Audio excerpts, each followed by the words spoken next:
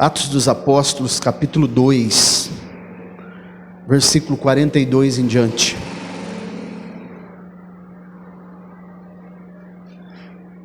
Vamos ler até o fim do capítulo. Muito conhecido, né, esse texto. Amém? Atos capítulo 2, versículo 42 em diante. Diz assim a santa, bendita e eterna palavra do Senhor. E eles continuaram firmemente na doutrina dos apóstolos, e na comunhão, e no partir do pão, e nas orações. Sobreveio temor a toda a alma, e muitas maravilhas e sinais eram feitos pelos apóstolos.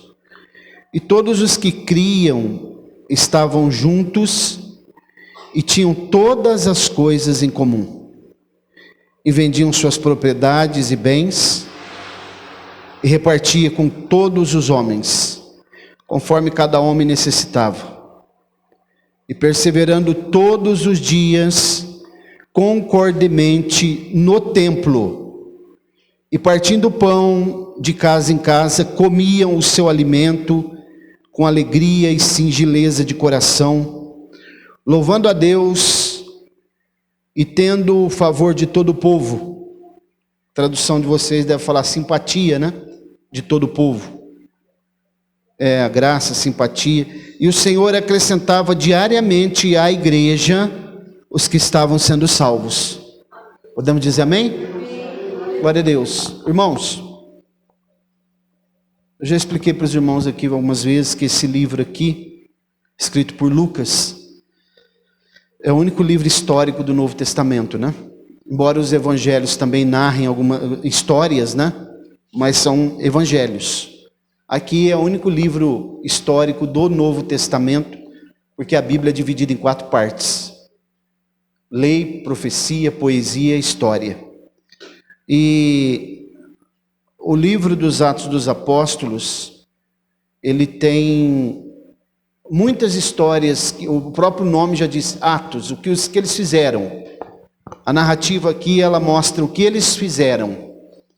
Então, lendo esse texto aqui que nós acabamos de ler, que é muito simples, eu percebi aqui, os irmãos devem perceber também, o modelo de igreja a ser seguido.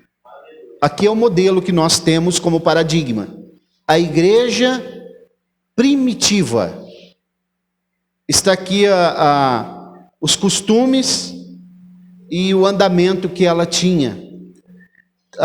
Eu tenho falado aqui sempre também que a força motriz da igreja é o Espírito Santo, que revela a sua palavra, dirige a sua igreja, né? E também consola. Ele é o mestre, né? O consolador, mestre também. Jesus disse: quando ele vier, vos ensinará todas as coisas. Então a igreja, ela é sustentada por essa força, por esse poder. A força motriz da igreja é o Espírito Santo. Quando a gente leu esse capítulo 2 aqui, há um evento muito emblemático e famoso aqui a partir do versículo 1, que é o dia de Pentecostes, que é quando eles recebem a promessa que Jesus havia feito para eles no capítulo 1. Ficai primeiro em Jerusalém, até que lá do alto sejais revestidos, e depois vocês sairão, né? Samaria, Judeia, Samaria, até os confins da terra. Então aqui eles recebem no capítulo 2 a descida do Espírito Santo. Por isso que eu estou dizendo que a força motriz da igreja é o Espírito Santo, porque eles receberam o revestimento de poder, falaram em línguas estranhas ou estrangeiras aqui no capítulo 2 especificamente. Quando a gente lê o versículo 40 do capítulo 2, a gente vai perceber que uma indicação muito clara de que eles continuaram, depois do recebimento do Espírito Santo, da promessa, eles continuaram compartilhando a palavra e insistindo com o povo, para que o povo cresce em Jesus Cristo, porque esse é a nossa maior referência, e o que nós cremos é no Senhor Jesus. A igreja precisa ser ensinada sempre a crer em Jesus, porque Jesus é o Senhor e dono da igreja. Quando eles olharam para a nação de Israel, aqui nesse momento, eles perceberam que a nação de Israel ela estava em declínio. Era uma nação que estava sob condenação. É só a gente ler Filipenses 2,15. Vamos ler Filipenses 2,15 para a gente perceber. O próprio Jesus falou em Mateus 16,4 também, né? Sobre isso. Glória a Deus. Filipenses 2,15.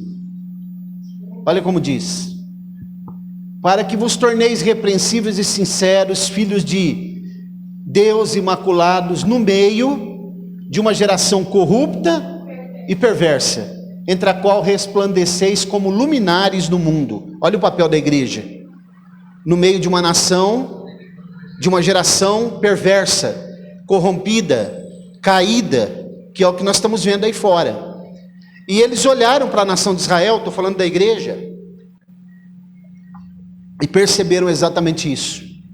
A nação de Israel estava condenada. Tanto, irmãos, que aqui esse texto não passou 40 anos daqui, não deu nem 40 anos, e a cidade, né, Jerusalém, foi destruída no ano 70, foi destruída pelo imperador, por general Tito, filho do imperador Vespasiano, e o templo também foi destruído. Quer dizer, parece que está se repetindo, né? Parece que está se replicando o que aconteceu lá no deserto. Deus estava dando mais 40 anos ao seu povo, né? E quando a gente vai lendo o capítulo 2 com bastante atenção, a gente percebe que as almas vinham chegando e Deus havia agregado já 3.000 almas aqui, numa pregação do apóstolo Pedro, que talvez foi a maior de todas as pregações depois de Jesus. 3.000 almas se converteram. Primeiro, 120 que estavam lá no cenáculo, que receberam a promessa. Depois, essas 3.000. Depois já era 5.000. E depois foi crescendo. E a gente viu o versículo 27, que todos os dias era acrescido pessoas salvas. Tinha salvação diária. Eu sou de um tempo, irmãos, eu já falei para vocês aqui, da igreja dos anos 1980. Isso já é o século passado, né? Outro século já. Dificilmente tinha um culto que não tinha pessoas que se decidiam em receber Jesus como Salvador. Batismo no Espírito Santo, que é o dom de línguas, que é a evidência física de falar em línguas, quase todo culto tinha. Hoje eu estava vendo um post do pastor Abílio Rocha, já esteve pregando aqui, né? Os irmãos se lembram, lá no hotel lá em cima, quando nós fizemos o aniversário, e algumas pessoas receberam batismo, né? Inclusive do diácono Danilo recebeu naquele dia. Ele estava lá em Piacatu, lá perto de Rinópolis, uma cidade que eu fui pastor lá, e ele estava ali num culto de Santa Ceia, e várias pessoas receberam o batismo no Espírito Santo. Onde o pastor Abílio vai passando, pessoas vão recebendo, né? Ele tem o ministério dele é esse mesmo, orar. Ele não é um grande pregador, é uma palavra muito simples, mas onde ele passa, ele coloca a mão nas pessoas e eles recebem. E várias pessoas receberam lá hoje, de manhã, lá na ceia, o batismo no Espírito Santo. Isso é raro, as pessoas fazem festa. Isso acontecia assim, irmãos, era esporádico. Esporádico não, isso era comum. Hoje é que é esporádico, né? Então eles estavam aqui, olhando para uma geração caída, corrompida. Eles continuaram, vocês perceberam aqui, que eles não abriam mão de estar no templo? Eles estavam no templo. Só que também eles passavam, a Bíblia diz no versículo 46, que eles perseveravam todos os dias. Aonde? No templo. Quantos cultos nós temos por semana? 3, irmãos. Eu também sou de um tempo que tinha todos os dias. E todos os dias a gente estava na igreja. Domingo, já expliquei várias vezes, a gente vinha de manhã, ficava na consagração, das 6h30 às 7h30, orando, e em jejum. Quando era a hora do almoço, ia para casa. Almoçava e voltava para a igreja. 1h30 era escola dominical. 1 hora. Acabava 14h30. Ia para casa? Não. Nós íamos evangelizar nas praças. Até de tarde, até lá para 5h30, 6 horas. Para quando era 7 horas, estar na igreja de novo. E as pessoas que iam lá na praça, você fazia o apelo, as pessoas queriam, aceitavam, e à noite elas já estavam lá na igreja. A igreja primitiva tem esse modelo todos os dias. Nós estamos tendo 3 cultos por semana. Olha como está a igreja hoje. O que está acontecendo, irmãos? Esse negócio que o Danilo falou aí, que as pessoas querem que feche, é uma realidade. Quando nós abrimos aqui em Colina, primeira semana que nós abrimos, nós já recebemos uma notícia. Já estavam falando na cidade que a igreja ia fechar. Inclusive tinha um parente de um irmão que frequentava a igreja, que aconselhou ele: sai de lá, aquela igreja vai fechar. Aquela igreja lá é pequenininha, não tem ninguém. Nem lugar de pôr as crianças tem. Vem para cá conosco, nós temos lugar de colocar as crianças aqui. Pior de tudo é que eles tiveram que sair de lá e mudar para um prédio bem apertado depois, né? E eles dizem que... Então isso aí já vem correndo há muito tempo, porque as pessoas desejam que a igreja feche.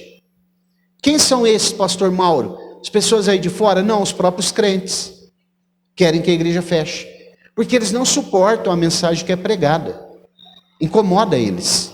A igreja primitiva é o nosso modelo. Olha que a Bíblia está aberta aqui, não é algo que eu estou inventando. A Bíblia está aberta e está nos dando aqui nessa noite qual o modelo a ser seguido, a igreja primitiva. Eles estavam todos os dias no templo. Agora, só que eles não faziam só isso. Para eles, não era suficiente apenas estar no templo. Eles iam nas casas, de casa em casa. E aqui, há uma palavra aqui, que nós precisamos entender ela, com bastante atenção. Quando ele diz aqui, no versículo 42, que eles continuaram firmemente na doutrina dos apóstolos. Que doutrina dos apóstolos é essa? A doutrina de Jesus, porque Paulo diz assim, 1 Coríntios 11, porque eu recebi do Senhor e que também vos ensinei. É a doutrina que o Senhor Jesus ensinou para eles. E a Bíblia diz que nós não devemos ir além da doutrina de Cristo. Então eles perseveravam na doutrina dos apóstolos e na comunhão. Porque não adianta ter doutrina e não estar em comunhão. A palavra comunhão aqui é a palavra koinonia, estar juntos, agregados. Quando alguém disser para você assim, não precisa ir no templo, você pode servir a Deus em casa, pode fazer suas orações em casa, como nós ouvimos esse de uma criança, né, que estava frequentando aqui, ela disse isso. Não precisa ir na igreja, podemos fazer oração em casa. Isso daí, irmãos, é algo que Satanás inventou para afastar a pessoa da igreja e para desagregar a pessoa do corpo de Cristo. Porque se não precisasse de templo, Jesus não teria ido ao templo, Jesus não fazia questão, não tinha feito nenhuma questão de estar no templo, e o templo também não teria sido estabelecido por Deus, ainda no Antigo Testamento, em Êxodo 25, quando ele ordenou a Moisés que construísse o tabernáculo, para que ele pudesse habitar no meio do povo. Eu já ensinei aos irmãos, esse templo aqui, Deus não habita aqui, porque ele habita em nós, nós somos o templo, mas o nome de Deus é honrado aqui no templo. Mas eles iam nas casas, e há uma expressão no versículo 42, 2 palavras, né, que diz assim, partir do pão. 2 frases, partir do pão. O que significa isso? Eram as refeições que eles faziam diariamente nas casas. Entretanto, dentro desse contexto aqui, tinha uma outra coisa. No final das refeições, sabe o que eles faziam? A ceia. Eles reuniam-se lá para fazer refeições, e aqui era todo dia, diário, a ceia do Senhor, que nós vamos fazer sábado, porque era um momento de reflexão, um momento deles estarem ainda mais em comunhão, e um momento deles relembrarem a morte de Jesus. Aqui é o modelo, irmãos. Se alguém seguir esse modelo aqui, está seguindo o modelo da igreja primitiva. Então eles estavam unânimes, né? No partir do pão, estavam juntos, tinham tudo em comum, o mesmo propósito, a mesma esperança, a mesma fé, o mesmo sentimento, a mesma direção, a doutrina vinha dos apóstolos. Não pode ser algo diferente disso daqui. Nós estamos vivendo uma época hoje, que as pessoas não querem mais ter líder. Isso em qualquer lugar. Tem líder abusivo? Tem. Tem líderes que são terríveis no trabalho, né? Pessoas que subjugam os outros, tem bastante. Falsos líderes, né? Pseudos líderes, tem demais. Mas ainda tem aqueles que são fiéis e foram chamados para isso. Hoje ninguém mais quer ter líder, porque é um mundo que quer viver sem regras, dissoluto, um mundo que não quer seguir orientações. Irmãos, vou falar uma coisa para vocês aqui. Nós estamos falando de falsos profetas aqui hoje, né? A Bíblia fala do profeta Jeremias e fala de um outro profeta falso que estava em confronto constantemente com Jeremias. Enquanto Jeremias profetizava uma mensagem de correção, de juízo e de guerra para a nação de Israel, ele trazia uma mensagem de paz e uma mensagem de esperança. Qual que nós preferimos ouvir? Pensei. Se tivesse hoje aqui em Colina um Jeremias e um profeta que me fugiu o nome dele aqui agora, que estivesse pregando, e um dissesse assim: você vai ficar rico, sua família vai ser uma bênção, você vai receber uma casa, você vai comprar uma fazenda, você vai viver mais 100 anos, você, onde você colocar a mão vai virar ouro. Aí o outro dissesse assim: juízo para você, você não vai viver 100 anos, se você viver 70 é muito. Se você não se arrepender, Deus vai te julgar. Se a sua família não se arrepender, a sua família vai ser condenada. Qual que nós preferimos ouvir? Eu preferi ouvir o outro, de paz, de bênção. Com certeza. Porque é palatável para nós. Mas os irmãos estão percebendo o que a Bíblia está nos ensinando? Que eles continuaram firmemente na doutrina dos apóstolos, na comunhão, no partir do pão, que eram essas refeições que no final tinha ceia, e uma coisa muito importante que a igreja contemporânea não faz, por isso que ela é fraca, nas orações.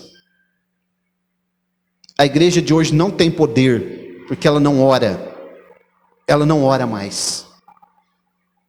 E orar é difícil, viu, irmãos, não é fácil não. Às vezes eu oro de madrugada, é difícil orar, viu? Dá sono. Mas se não orar, irmãos, a igreja está fadada ao fracasso. Nós não conseguimos dobrar o nosso joelho mais e orar meia hora de joelhos. A gente orava 1 hora, 2 horas de joelho, antigamente. Então, essa igreja aqui, ela era triunfante, porque ela tinha um modelo que Jesus e os apóstolos passou para ela, e a força motriz dela era o Espírito Santo, e a igreja precisa ter isso como referência até hoje. Todos os dias, né? Eles estavam no templo. Outra coisa que eu percebo nessa igreja é que ela estava unificada. Olha o versículo 44. Todos os que criam estavam juntos e tinham todas as coisas em comum. Cadê os que crêem no Senhor Jesus, que fazem parte dessa igreja aqui hoje? Cadê? Onde estão, irmãos? Tem novos convertidos, pessoas que estão congregadas, que estão aqui hoje, ó. Não são membros ainda da igreja. E cadê os membros da igreja? Onde eles estão? Teriam sido abduzidos? Será? Cadê? Isso é uma grande vergonha. As pessoas que são congregados, né?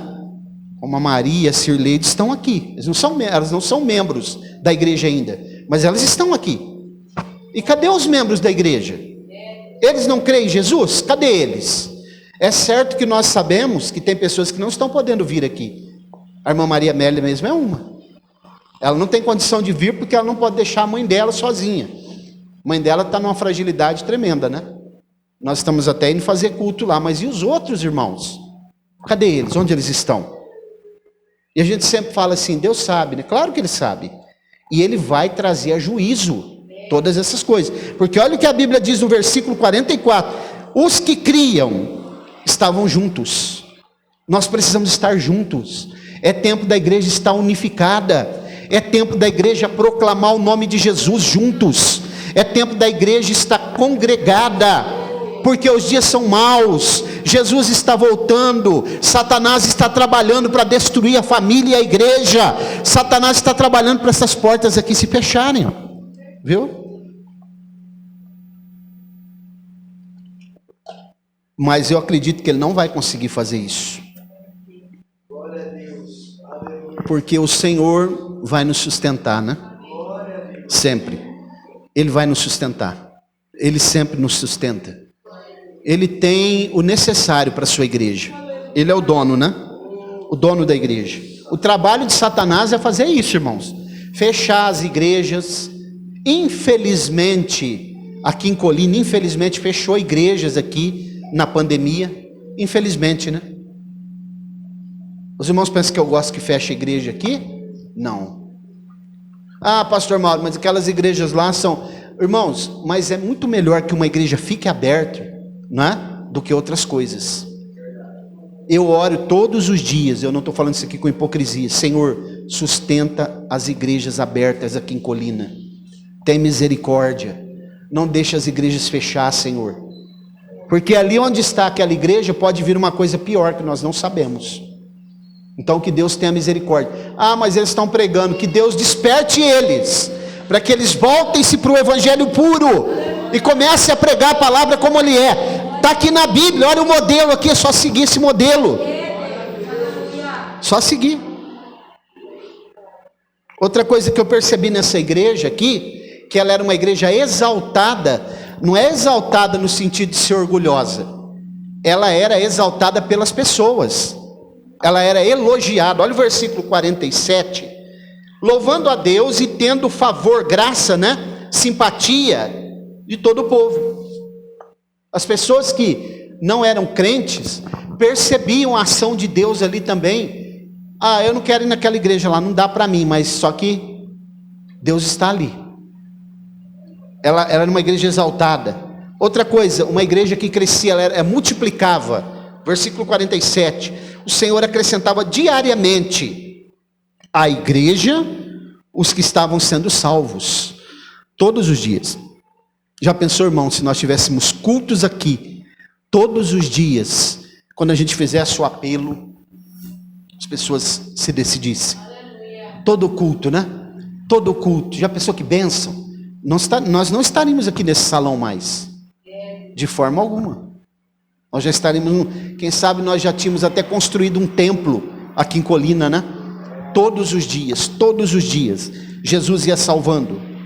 Aqui, irmãos, essa igreja, ela tinha uma coisa também que me chama muita atenção, que além desse tudo isso que eu estou falando, desse testemunho dela, ela não era uma igreja que se contentava apenas em que as pessoas fossem para a igreja todos os dias, em ganhar almas. Ela era uma igreja que discipulava as pessoas que chegavam ali.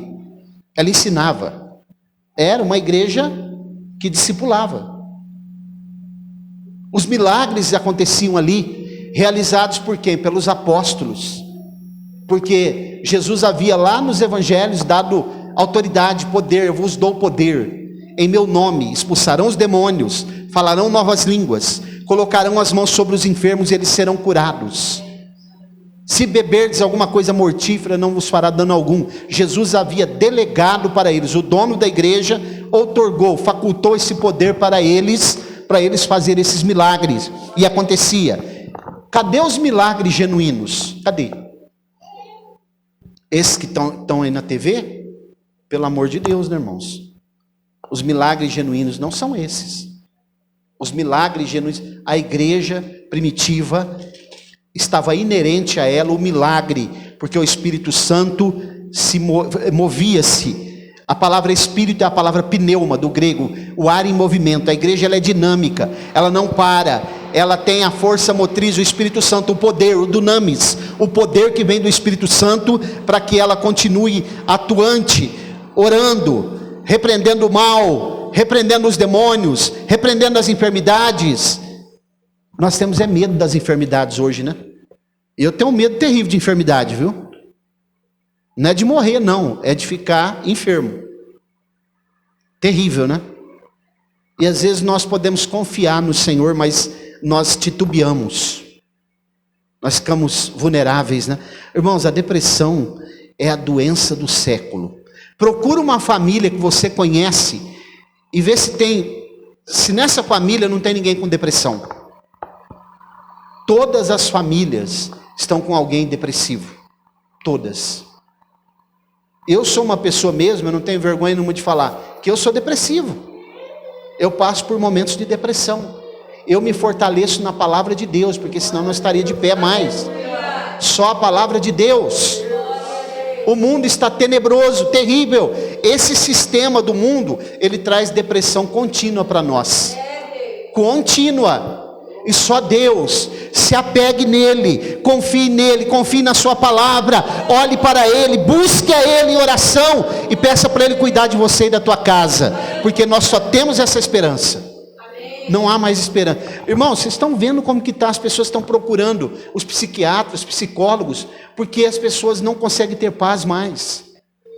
Nós estamos vivendo agora, nesse momento, uma crise financeira, uma crise gravíssima sanitária por causa da pandemia, uma crise hídrica porque não tem água, vai entrar em crise de energia porque não tendo água não tem energia, não é? Crise geopolítica e local, aqui, política também, aqui. E mais uma coisa, crise na igreja. Terrível, crise espiritual, né? Na igreja. Bem-aventurado é aquele que tem a oportunidade de trazer os seus filhos, as crianças, para a igreja. E ensinar os seus filhos na palavra de Deus. Já estou terminando. O culto aqui era habitual, irmãos. Habitual. Eles estavam tão fervorosos, acostumados e constantes que era habitual para eles. Nós 3 vezes na semana. E a dificuldade está grande, hein? Eles vinham. Eles se encontravam diariamente nos cultos, em oração. E uma coisa também, para fechar, que eu percebo, é que essa igreja, ela socorria uns aos outros. É claro que isso aqui não tem nada a ver com socialismo e nem comunismo, viu?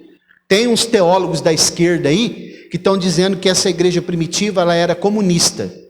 Por causa desse negócio aqui, ó, que a Bíblia diz que eles vendiam no versículo 45, vendiam suas propriedades e bens e repartiam com todos os homens, conforme cada homem necessitava. Não é comunismo, isso daqui é bom grado, coração voluntário. O comunismo ele confisca, ele toma.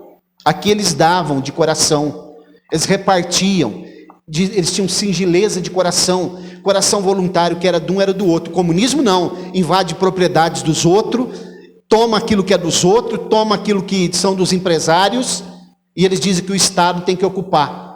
A igreja primitiva não era socialista e nem comunista. E outra coisa, Jesus também não era um comunista, como os pregadores da esquerda tentam fazer. Os progressistas, né?